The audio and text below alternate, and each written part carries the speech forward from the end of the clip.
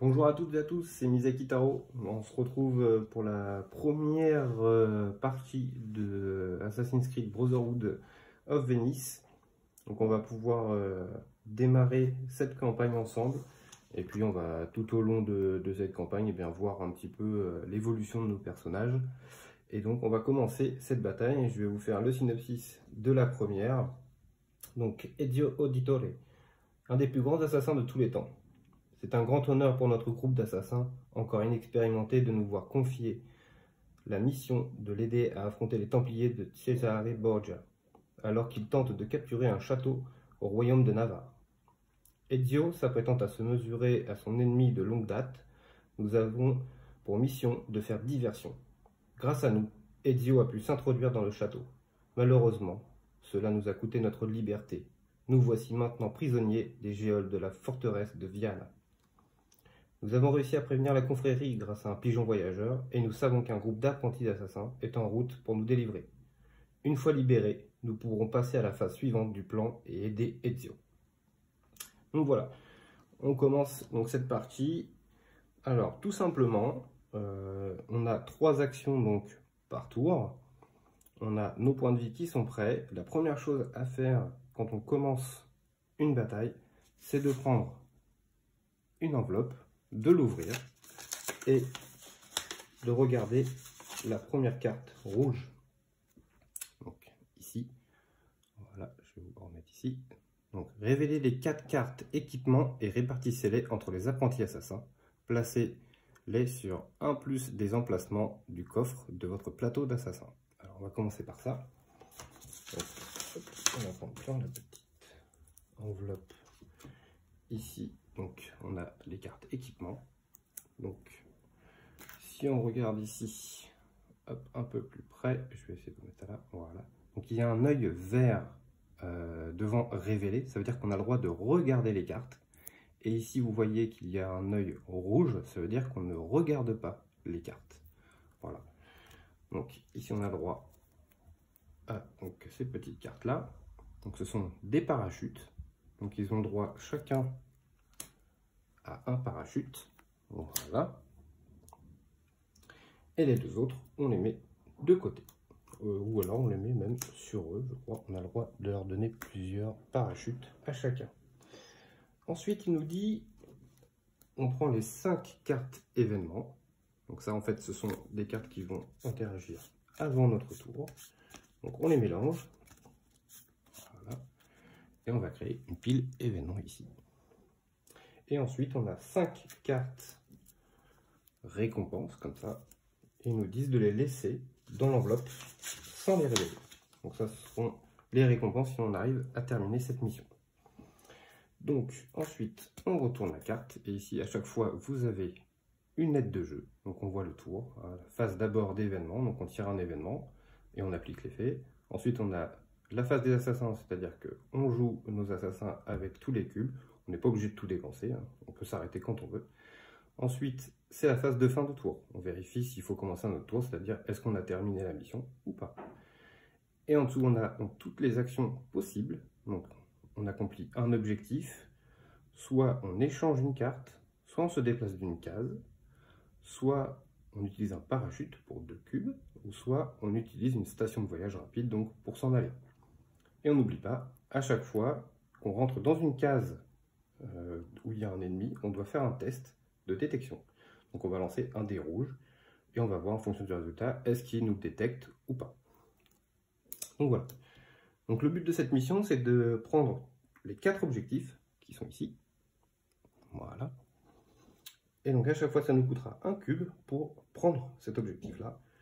Et si on veut faire, après il y a ce qu'on appelle un défi personnel, si on veut les faire, on peut faire une synchronisation à 100%. Et donc pour ça, il va falloir que au maximum, un seul apprenti est devenu recherché. Si on a les 2, tant pis, le 100% ne marchera pas. Donc ça, bon, c'est pas très grave, hein, c'est juste un défi personnel, donc ça n'a aucune incidence sur la suite du jeu. Alors, on va commencer par voir ici donc un parachute. Voilà. Donc pour 2 cubes, si vous êtes sur un toit ou un sommet d'une tour, déplacez-vous sur un autre toit de ce terrain et éliminez un garde sur la case d'arrivée. Couchez sa figurine avant tout test de détection. Donc ça c'est un objet qu'on peut utiliser quand on veut. Nous en avons tous les deux. Donc ce qu'on va faire, ça va être très simple. Pour un cube, on va se déplacer sur le toit, ici. Et pour deux autres cubes, on va utiliser un parachute. Donc on va le défausser, on va retirer de la partie. Et on va se déplacer donc de ce toit-là vers ce toit-là. Donc comme indiqué sur le parachute, quand on arrive sur une case de toit et qu'il y a un ennemi, on le couche. Ça veut dire que il est tombé. Pour l'instant, on s'arrête là. Ces petites choses-là, ça veut dire qu'à chaque fois qu'on rentre dans la pièce où il y a un ennemi, normalement on doit faire un test de détection. Bon, là, je ne crois pas qu'on en fasse un, parce que c'est directement via la capacité de la carte. Donc il n'a pas le temps de nous voir et il tombe. Donc on les fera par contre pour les deux autres qui sont dans les pièces un peu plus loin. Donc l'apprenti ici a terminé tous ses cubes, donc c'est fini pour lui. Ensuite on va faire une case ici, deux cases ici, et on va rentrer donc pour la troisième case dans la pièce. Donc quand on rentre dans la pièce et vu qu'il y a un ennemi, on doit faire un test de détection. Donc on lance un dé rouge par ennemi dans la case.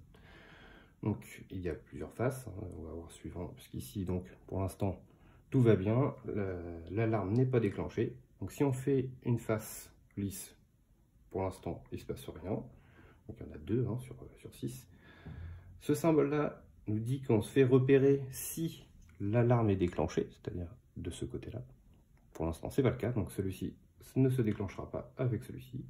Et ensuite vous avez les deux yeux, donc ça c'est un œil qui dit vous êtes détecté, et à ce moment-là, on se retrouve à mettre le petit pion sur le côté rouge. Et à ce moment-là, ce sera plus difficile de passer incognito. Donc on va lancer le dé. Hop, on va mettre une petite chose ici, ce sera plus simple. Voilà. Donc c'est un plan. Donc on n'est pas détecté, tout va bien. On peut rester dans la case, il ne nous a pas vu. Donc là, on a utilisé tous nos cubes. On ne peut plus rien faire, donc c'est la fin du tour. On va prendre une carte événement, donc nuit noire. Donc pendant ce tour, une fois maximum, lors d'un test de détection, vous pouvez ignorer et relancer tous les dés avec des yeux. Donc le résultat est un œil ou œil et l'alarme. Donc là, c'est plus facile donc de ne pas se faire détecter. Bon, pour l'instant, on n'en a pas besoin. Donc on va reprendre nos petits cubes pour commencer le tour. Voilà. Tac. On va commencer par lui qui est là. On va utiliser un cube pour se déplacer dans la case où il y a l'objectif. Ensuite, on va dépenser un autre cube pour accomplir l'objectif. Donc, ce qui revient à prendre le petit pion. Donc ici, on peut le voir. Hein. Ici, pour remplir l'objectif, il y a écrit un cube, donc il faut dépenser un seul cube. Et puis, si jamais il y a 2 ou 3 cubes, à chaque fois, il faut dépenser le même nombre pour accomplir l'objectif. Donc ici, on a gagné des points d'expérience, donc on les met de côté. Et il nous reste une action. Pour une action, on va ressortir de la pièce et on va repartir par ici. Effectivement, je ne peux pas aller par là puisqu'il y a un gros trait noir ici, comme vous pouvez le voir. Donc c'est un mur, donc je ne peux pas franchir les murs. Hein. Ça, c'est pas possible. Ensuite, on est à l'autre personnage. Donc on va utiliser un cube. Normalement, ici ils nous disent rien, mais normalement on n'a pas le droit de... Si on a le droit de faire des objectifs, c'est tant qu'on est incognito, on peut remplir des objectifs même s'il y a des personnages dessus. Donc ça, par contre, si on était détecté, là ça ne marcherait pas. Donc pour l'instant, on a utilisé un cube pour faire l'objectif. On va faire un deuxième cube pour se déplacer tout en haut. Et on va utiliser un troisième cube pour rentrer dans la pièce ici. Donc ici, le tour est terminé. Voilà. C'est normal, hein, les méchants ne bougent pas, il ne se passe rien. C'est vraiment pour apprendre les premières phases de jeu, hein, c'est-à-dire l'événement, bouger, faire les tests de détection. Mais pour l'instant, le combat n'est pas encore en place. Ce sera un petit peu plus tard. on apprend déjà les bases. Donc une fois que le tour est terminé, hop, on reprend au début du tour, phase d'événement. Voilà. Donc pendant ce tour, tout test de détection sur un toit s'effectue comme si l'alarme était déclenchée. Sauf pour Bastiano. Bon, pour l'instant, on n'a que des apprentis, donc ça ne fonctionne pas. Donc si jamais on fait des tests sur un toit, on aura plus de chances d'être détecté. Donc on reprend nos 3 actions. Voilà. Les 3 actions. Et ensuite, on peut jouer. Donc ici, lui va pouvoir se déplacer. Donc pour un cube, il va venir ici. Pour 2 cubes, oups, c'est là. Il vient ici. Et le troisième, il va rentrer ici. Donc comme il rentre dans la case, il y a un test de détection à faire. On n'est pas sur un toit à cause de l'événement, donc il n'y a pas de problème. Donc on va lancer le dé. C'est un œil. Donc quand il y a un œil, on est détecté. Donc on est détecté, on va prendre un petit. Hop, là. Voilà. On va prendre un petit cercle rouge qu'on va mettre sous le socle. Comme ça on voit qu'on est détecté. Ensuite, on passe la petite alarme sur le rouge. Donc ça veut dire que maintenant, ça va être plus difficile de ne pas être détecté et donc de pouvoir remplir les objectifs. Puisque pour remplir l'objectif, hein, je vous rappelle, il faut être incognito, sinon ça ne fonctionne pas. Donc, cet apprenti là a terminé, on va passer à l'autre apprenti. Donc pour un cube, on va faire l'objectif. Voilà. Pour un deuxième cube, on va remonter ici. Et là, on va attendre parce que on va éviter d'aller dans là où il y a le personnage, puisque sinon c'est plus compliqué. Parce que si on veut faire le 100% de la synchronisation, il faut qu'il n'y ait qu'un seul personnage qui soit détecté. Donc, si on peut éviter que notre deuxième soit détecté, ce sera toujours un bonus supplémentaire pour nous. Donc le dernier cube, je ne l'utilise pas. Ensuite, fin du tour, plus personne ne peut bouger, on prend un nouvel événement. Hop. Donc ça va être la corruption. Pendant ce tour, le premier assassin devenant recherché après un test de détection peut choisir de donner une carte équipement pour chaque œil afin de soudoyer l'ennemi. Il ignore le résultat de ce test et reste incognito. Donc, on reprend le cube. Voilà. Tac. Donc, on va commencer par le bleu. Le bleu va utiliser 2 cubes pour utiliser un parachute. Donc, je vous rappelle, hein, le parachute, on va d'un toit à un autre toit. On va aller ici. Voilà. Ensuite, il reste un cube ici. Voilà. Et donc, comme ça, lui sera prêt à partir au prochain tour. Mais il ne faut pas oublier qu'il nous reste un objectif à remplir. Donc, pour un cube, eh bien, je vais ressortir. Je n'ai pas le choix. Donc, comme il n'y a plus personne ici, je repasse comme ceci. Normalement, les personnages sont attirés parce que j'ai été détecté et ma dernière présence était ici. On verra ça dans les prochaines vidéos. Ensuite, j'utilise un autre cube pour re-rentrer ce coup-ci. Et donc, je vais utiliser le dé de détection. Donc, il y a un œil. Donc, normalement, je suis détecté puisque l'alarme est déclenchée. Avec l'effet de la corruption qui est ici.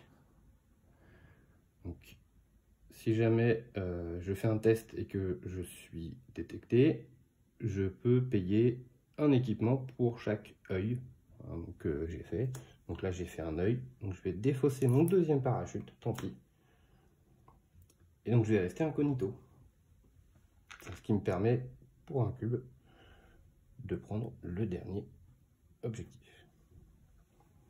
Donc là, c'est la fin du tour. On passe à un nouveau tour. Au début du tour, on enlève tous les cercles rouges qu'il y avait, donc là où on était détecté. Et puis donc, on redébute avec un nouvel événement. Donc ici, pendant la phase des assassins, un assassin peut dépenser un cube blanc pour lancer des florins sur une case proche. Les gardes sur cette case sont occupés à les ramasser. Ils n'effectuent aucun test de détection jusqu'à la fin de la phase des assassins. Donc ça aurait été bien au tour d'avant. Ça m'aurait permis de passer tranquillement. Donc tant pis, c'est fait, c'est derrière des événements. Donc on reprend nos cubes blancs. Voilà. Donc pour un cube blanc, il va ressortir puisqu'il a terminé. Un deuxième cube blanc ici. Un troisième ici. Ici l'apprenti assassin est sur la case de la station. Donc pour un cube. Et va pouvoir s'en aller du plateau. Voilà. Donc là, fin du tour. On reprend un nouveau tour. Événement. Voilà. Pendant ce tour, ignorez le premier test de détection. Bon, là, il n'y en a plus besoin, puisqu'on ne fait plus de tests. Donc on reprend nos petits cubes.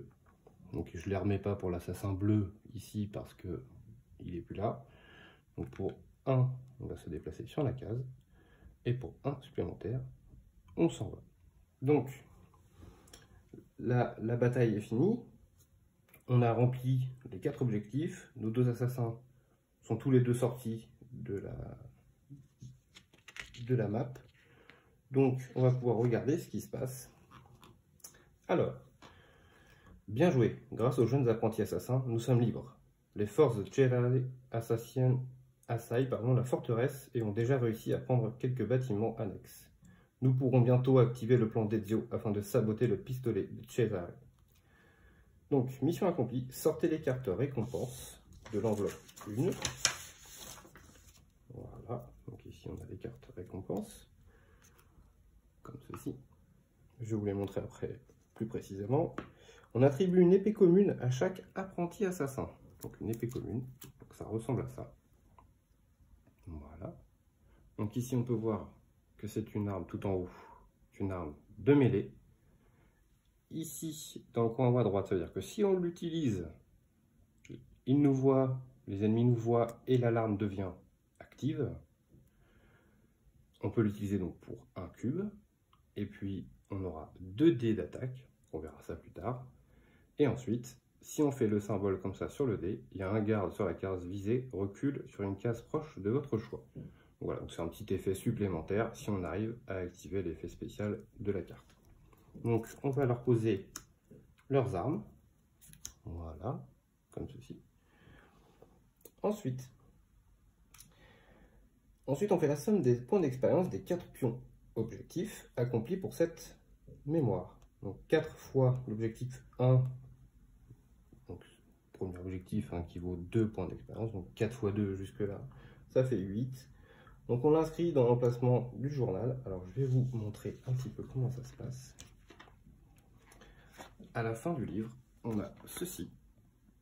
Donc c'est pour regarder un petit peu toutes les mémoires qu'il y a. Voilà, donc toutes les mémoires, ce sont donc toutes les batailles.